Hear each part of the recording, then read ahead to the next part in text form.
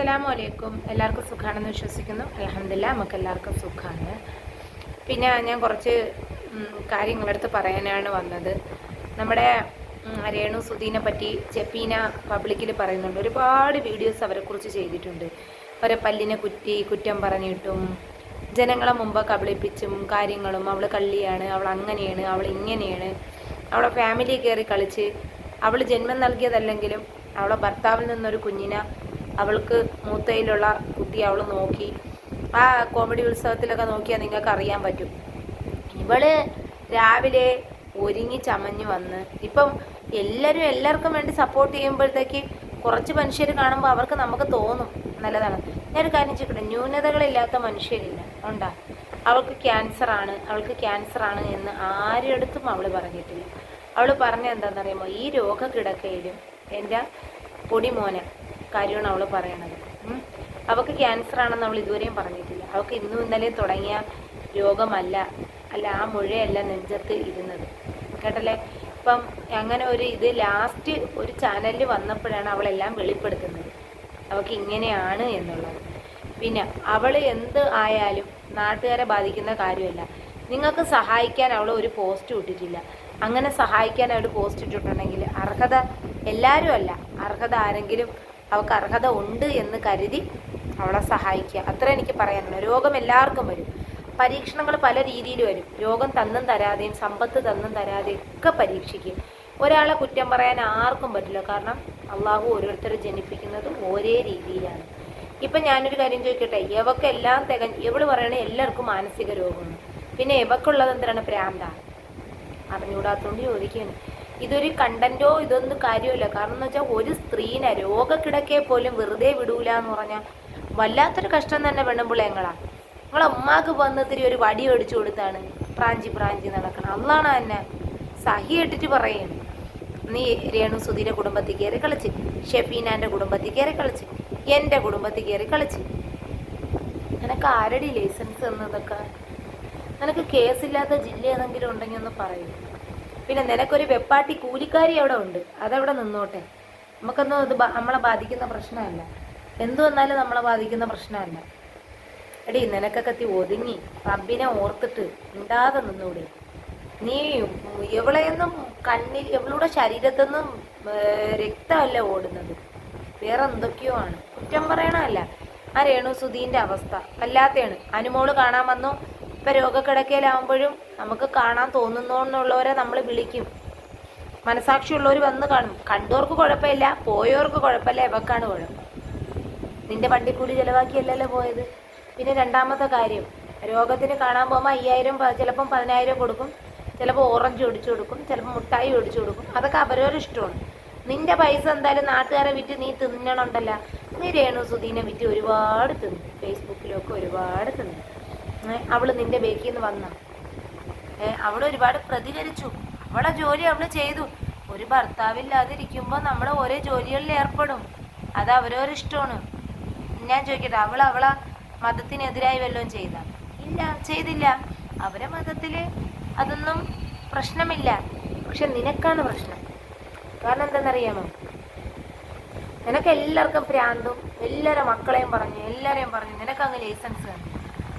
നിന്റെ ഉമ്മായി അതിൽപ്പെട്ടൊരു സാധനം തന്നെയാണ്. പറയുമ്പോൾ കുറച്ച് മര്യാദയുടെ ഭാഷയിലൊക്കെ വീഡിയോസുകൾ ചെയ്യുക. നീ അവിടെ രാവിലെ ലിപ്റ്റിക്ക് ഇട്ട് കുട്ടിയിട്ട് അവളെ പല്ലിനെയും കുറ്റം പറഞ്ഞു. നിനക്ക് എത്ര വെപ്പ് വല്ലതും ഉണ്ട്? അറിഞ്ഞുകൂടാത്തോണ്ട് ഞാൻ ചോദിക്കുകയാണ്. നിനക്ക് വൈകല്യങ്ങളില്ലേ സ്ത്രീയെ? നിനക്ക് ശാരീരികമായും മാനസികമായും നിനക്ക് വൈകല്യമുണ്ട്. അതുകൊണ്ടാണല്ലോ നീ മറ്റുള്ളവരെ കുറിച്ച് ചെയ്യുന്നത്.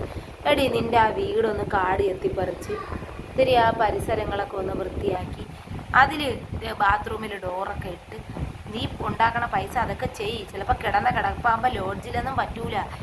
നിനക്ക് പെമ്പട ഇല്ല എന്നുണ്ടെങ്കിൽ എടി, പെണ്ണിനെ പ്രസവിച്ചാലും ആണിനെ പ്രസവിച്ചാലും എല്ലാം ഒരേ വേദന തന്നെയാണ്. എടി, ഒരേ വേദന തന്നെയാണ്. ഇപ്പം രേണുവിന് സപ്പോർട്ട് ചെയ്ത് നിൽക്കുന്നവരെല്ലാവരും എന്താണ്? മാനസിക രോഗി.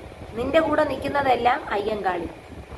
എടി, നീ ഇത്തിരി, എനിക്ക് നിന്നെ പറയുന്നതുകൊണ്ടല്ല, നീ പ്രായത്തിനെ ബഹുമാനിക്കടി. ഒന്നും എല്ലാവരെയും പ്രായത്തിനെ ബഹുമാനിച്ചിട്ട് നീ വീഡിയോ ചെയ്യും. കാരണം എന്ന് വെച്ചാൽ അത്രയ്ക്ക് മെനകെട്ട വീഡിയോസുകളാണ് നീ ചെയ്യുന്നത്. നീ അനുമോളെ കുറിച്ച്, രേണു സുധീനെ കുറിച്ച്, ആരെ കുറിച്ചോ നീ പറ. പക്ഷെ നീ പറയുന്ന കാര്യമുണ്ട്, മേല് പടച്ചോൻ ഒരാൾ ഇത് കാണുന്നുണ്ട് കേട്ടാ. നിനക്കൊരു ഫുള്ളൊരു ബോഡി ചെക്കപ്പ് നടക്കുക. എന്തൊക്കെയുണ്ടെന്നറിയാം. നിനക്ക് ചെയ്തില്ല എന്നുണ്ടെങ്കിൽ നിന്റെ മക്കളിലൂടെ അള്ള നിനക്ക് തരും. കാരണം എന്താണെന്നറിയുമോ, നീ അത്രയ്ക്ക് മെനകെട്ട ഒരു സ്ത്രീയാണ്. കാരണം ഒരു രോഗക്കിടക്കിൽ നമുക്കൊക്കെ ഒരാളോട് ഒരു അലിവ് തോന്നും. ഇതൊന്നുമില്ല. കാരണം തള്ളയും അതെയാണ്, നരഭോജീനെ പോലെ ഇരിക്കുന്നത് തള്ള. കണ്ടാ പേടിയാവും.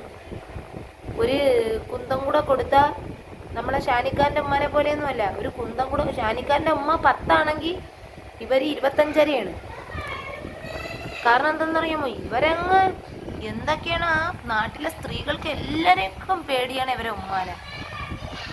ഞാൻ ഇവരെ ഉമ്മ സംസാരിക്കുന്ന വീഡിയോ ക്ലിപ്പ് ഞാൻ എടുത്ത് ഇടണമെന്ന് ആഗ്രഹിച്ചതാണ്. പിന്നെ ഞാൻ വിചാരിച്ച് പോട്ടെ, എങ്ങനെയെങ്കിലുമൊക്കെ പോയി ജീവിച്ചോട്ടെ എന്ന് വിചാരിച്ചു. കാരണം ഈ പ്രായമായവരെയൊക്കെ ഇത് വലിച്ചിടുന്ന വലിയ കഷ്ടമാണ്. ഇവളെൻ്റെ ഇക്കാരമ്മായി പിടിച്ചിട്ട് എന്തോ ആവട്ടെ, അവരെന്തോ ചെയ്യട്ടെ, ഇവളെ ബാധിക്കുന്ന യാതൊരു പ്രശ്നങ്ങളും അല്ല. പിന്നെ വേറെ ഒരു കാര്യം കൂടെ പറഞ്ഞു. ഇവളെ നാട്ടിൽ ഇവൾക്ക് നല്ല പേരാണ്. ഇവൾ എൻ്റെ നാട്ടിലെ കുറിച്ച് പറയുമല്ല. എനിക്ക് വേറെ എവിടെയെങ്കിലും കിടക്കണമുള്ളടത്തൊന്നും സംസാരിക്കാനില്ല. കാരണം നമ്മൾ ഒരേ നാട്ടുകാരാണ്. ഇവളിപ്പോഴും ഇവളെ മുടി സ്ട്രൈറ്റ് ചെയ്തിട്ടേക്കിട്ട് മുട്ടയടിച്ചിട്ടേക്കണുണ്ട്. നമ്മളെല്ലാം ഡാക്കിനി അമ്മൂമ്മനെ പോലെ കണ്ട എടി, ഒരു കോണാനെങ്കിലും എടുത്ത് പിറത്തിട്ടിട്ട് വീഡിയോ ചെയ്യുന്നു എപ്പീന. എന്നിട്ട് നീ മറ്റുള്ളവരെ കുറ്റം പറയും. നിനക്ക് ഒരു കുഴപ്പമില്ല. നീ കമ്പ്യൂട്ടറിലെങ്ങനെ വർക്ക് ചെയ്ത് എന്തെങ്കിലും ഒരു ജോലി ചെയ്യും. നാട്ടുകാർ പെണ്ണുങ്ങളെ വെറുതെ വിട്ടിട്ട്. പിന്നെ നിൻ്റെ സഹോദരനെയും നിൻ്റെ ബാക്കി കാര്യങ്ങളും നിൻ്റെ പെരുങ്കുളത്ത് പോയാൽ എല്ലാം. കാരണം നിൻ്റെ നാത്തൂരെന്ന് പറയുന്ന സ്ത്രീ എൻ്റെ ഇക്കാരെ നാട്ടിലുള്ള ആളാണ്. പിന്നെ വേണ്ടാന്ന് വെച്ച് ഇരിക്കുന്ന എന്താണ്? എങ്ങനെയെങ്കിലും നീ ജീവിച്ച് പൊക്കോട്ടെ. നിനക്ക് കല്ലമ്പലത്ത് എത്ര കേസുണ്ട്? പള്ളിക്കൽ കേസുണ്ട്, ബാക്കി കാര്യമില്ലാണ്. പിന്നെ നിനക്കൊരു 7ാം കൂലിയിൽ അവിടെ കിടക്കും. അതിനെ എനിക്ക് ബാധിക്കുന്ന പ്രശ്നങ്ങളുമില്ല. അപ്പോൾ എനിക്ക് ഇത്രേ പറയാനുള്ളൂ. ഷെഫീന, നീ ഇവിടെ വേണ്ടിയിട്ട് നിൻ്റെ കാര്യങ്ങളുമായിട്ട് നീ മുന്നോട്ട് പോകുക. രേണു സുധീനെ സഹായിക്കാൻ പറ്റുന്നവർ അവൾ സഹായത്തിൻ്റെ പോസ്റ്റ് ഇടണമെങ്കിൽ നിങ്ങൾ സഹായിക്കുക. പിന്നെ ക്യാൻസർ എന്ന് പറയുന്നത് നിങ്ങൾ പറയുന്ന പോലെ അല്ല. പല സ്റ്റേജുണ്ട്, പല രീതിയിലെ വേദനയാണ്. ഞാൻ ഒരുപാട് RCC കാണിച്ച വ്യക്തിയാണ്. അപ്പോൾ നമുക്ക് ഈ ഒരുപാട് ചെറുപ്പകാലത്തിൽ വരുന്ന ക്യാൻസർ പോലെ അല്ല, കുറച്ച് പ്രായം ചെന്നിട്ട്. പിന്നെ ഒരു കാര്യമുണ്ട്, മുഴയുടെ പഴക്കമൊക്കെ അനുസരിച്ചുള്ളതാണ്. ഒരു കീമോ എന്ന് പറഞ്ഞാൽ എൻ്റെ ജംഷീനെ മരിച്ചുപോയി. അവൾ പറഞ്ഞു നോക്കണം, ശരീരം താങ്ങൂലടി. ആർക്കും ഈ അവസ്ഥ വരാതിരിക്കട്ടെ. ക്യാൻസർ അവൾക്ക് മാത്രമല്ല, ഒരുപാട് പേർക്കുണ്ട് പല രീതിയിലെ ക്യാൻസർ. ഒരു പെണ്ണിൻ്റെ പ്രധാനപ്പെട്ട അവയവങ്ങൾ, ആണിനെയും പെണ്ണിനെയും വേർതിരിപ്പിക്കുന്ന അവയവങ്ങൾ 2 ഉള്ളൂ. ആണിന് പിന്നെ മീശയും താടിയുണ്ട്. പെണ്ണിന് നെഞ്ചും നമ്മുടെ അവയവങ്ങൾ 2 മാറ്റമുള്ളൂ. പിന്നെ ഗർഭപാത്രവും പ്രസവശേഷിയും പെണ്ണുങ്ങൾക്ക്, പ്രസവിക്കാത്ത സ്ത്രീകളുമുണ്ട്. അതൊക്കെ ഓരോരുത്തരെ അള്ളാഹു ഓരോ രീതിയിൽ നിയമിക്കുന്നത്. അപ്പം നീ ഒരു കാര്യമുണ്ട്, ആ ഒരു കുഞ്ഞിനെ അവൾ പ്രസവിച്ച് മുലയൂട്ടി ഇവിടം വരെ രേണു സുധീര ഭാര്യയായിട്ട് കഴിഞ്ഞു. ഏതെങ്കിലും ഒരു പുരുഷനെ അവൾ വിളിച്ചു കയറ്റുകയോ ഒന്നും ചെയ്തിട്ടില്ല. നീയൊക്കെ സമൂഹത്തിൽ കൊണ്ടിട്ട് ഈ കാണിക്കുന്ന കോപ്രായങ്ങൾ പടച്ചവനാണ് സത്യമായിട്ടും.